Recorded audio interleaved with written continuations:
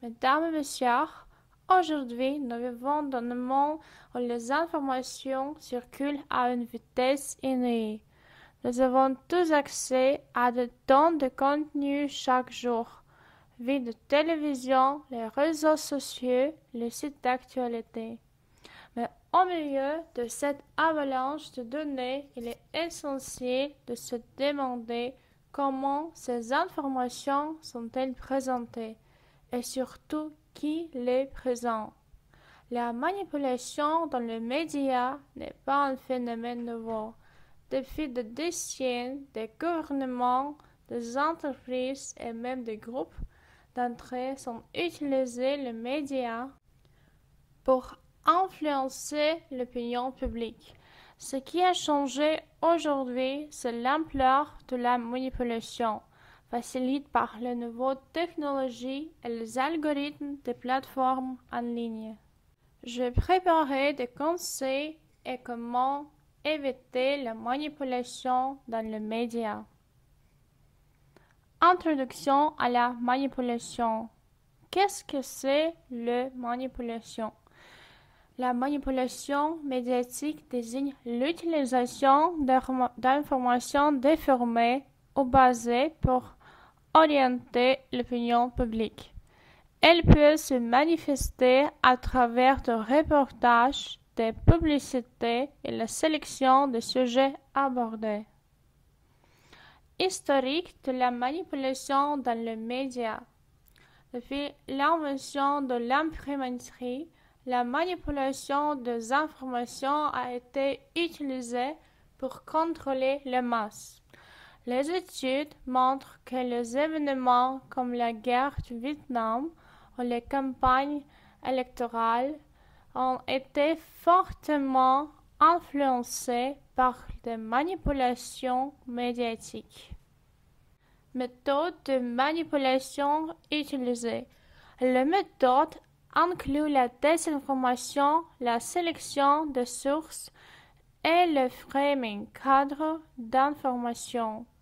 Ces techniques sont souvent utilisées pour susciter des émotions et détourner l'attention de faits importants.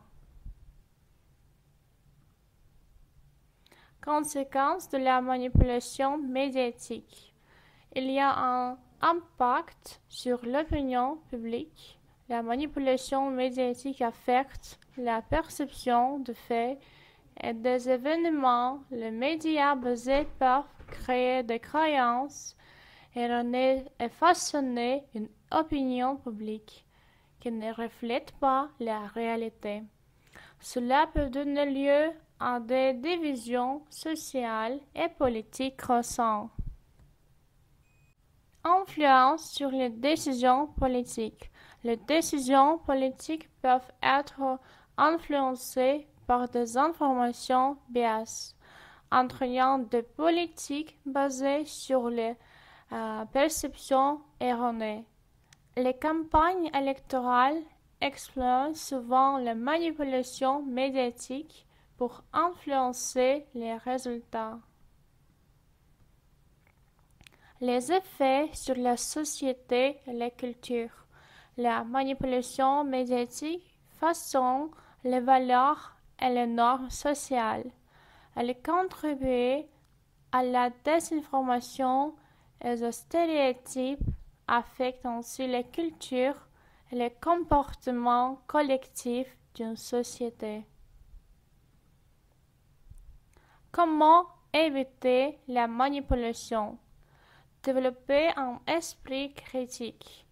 Un esprit critique permet d'analyser les informations sans préjugés. Cela implique de remettre en question des sources, de comparer des données et de rechercher des points de vue contradictionnaires pour former une opinion éclairée. Vérifier les sources d'information. La vérification des sources consiste à s'assurer que l'information provient de sources fiables et réputées. Utiliser des outils comme FaceCheck, FactCheck ou Snopes peut aider à établir l'exactitude des faits rapportés.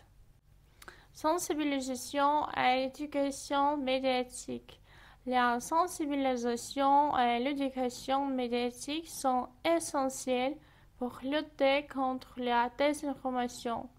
Les programmes éducatifs peuvent former le public à reconnaître les biais médiatiques et à analyser les contenus de manière critique. Enfin, la responsabilité collective est essentielle. Nous devons encourager une culture médiatique plus responsable, où la vérité et l'intégrité passent avant tout. Cela implique de soutenir les journalistes qui font leur travail avec éthique et rigueur, et de dénoncer les pratiques manipulatrices quand nous sommes témoins. Mesdames et messieurs, la manipulation dans les médias est un phénomène complexe, mais il y a possible de la combattre. Et enfin, en étant informés, critiques et responsables, nous pouvons participer à un environnement médiatique plus transparent et plus honnête. Ne laissons pas les manipulations façonner notre perception de la réalité. Soyons les acteurs de notre propre liberté d'information. Merci de votre attention. J'espère que ce discours te sera utile. Si tu souhaites ajouter des exemples concrets ou modifier certains passages, n'hésite pas à me le dire. À bientôt.